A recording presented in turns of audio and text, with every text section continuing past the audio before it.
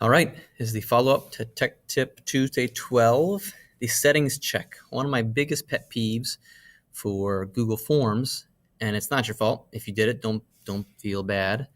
Is that when you go through and take something, important questions are missed, or the format's a little off, or the settings are such that you might get feedback that you don't really want, or it's disorganized, or out of line, out of whack. So I'm going to show you a couple quick things from the exit ticket template I have. First thing, notice how by default the name questions required, but the other questions are not.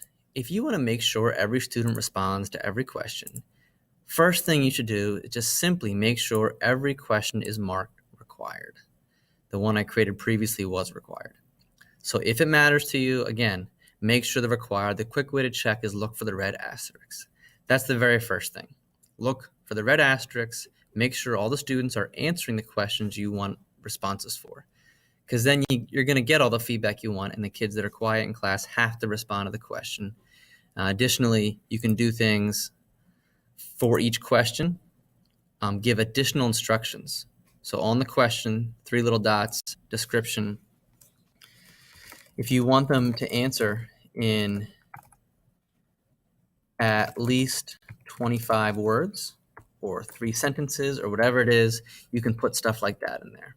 So if you want something specific, ask for it. If you want the answers for the questions, make it required, put specific instructions.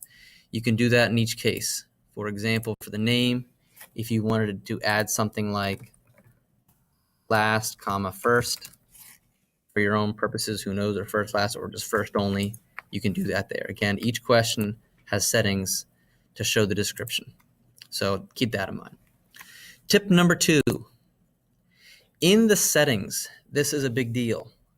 If you want your responses to be restricted or kind of modified, or you want the kids to be able to play with it, then you have that option. Students can click on the link again, see their previous responses, and edit them. So that's an option you have. But if you don't want them to do that, if you don't want them changing their answers, this is particularly important for if you're giving an assessment that might be graded, not necessarily a formative one, but more official, then you don't want to check this. If you want to make sure that only students in this school district are clicking on the link, maybe you post a link to a public website and you only want Black Horse Pike users to be able to respond to it, you check this. Anyone else that follows it will not be able to access the content because they're not logged into a Google account connected to our school district. And also, if you want the students to only answer one time, in the tally or voting or survey type responses, where it really matters how many votes come in or choices, whatever it is, you definitely want this checked. So if I click on the link that you email to me and I can click on it multiple times and vote for something multiple times, or kind of muddy the waters with multiple responses, that's going to mess us up. So make sure you have these 2 selected. Most teacher applications, you're going to want both these checked pretty much all the time. So do that. If you're restricting to Black Horse Pike Regional School District users, then they have to be logged in with their @students or their @BHP RSD account. Second tab in the settings, just so you know, I don't know if you noticed in the template that got sent out, when you hit submit, this was the message you saw. You can edit that, give additional instructions, remind them what's coming next, piggyback another assignment on top of it. So keep that in mind.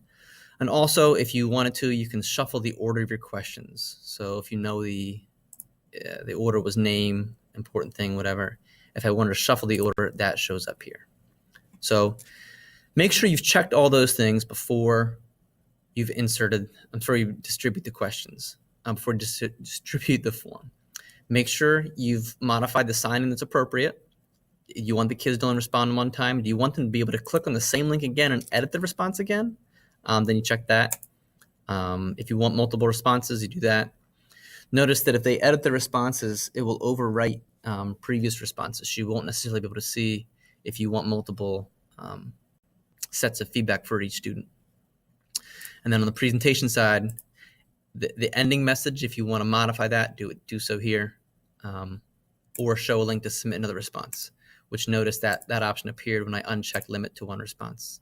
If they're limited to one response, then that's not an option. So you have that option to show them a link, obviously, if you want it to be. So keep that in mind. Check your questions, make sure they're required if they need to be, and make sure the sign-ins are set the way you want them to be set. All right. Hope that helps.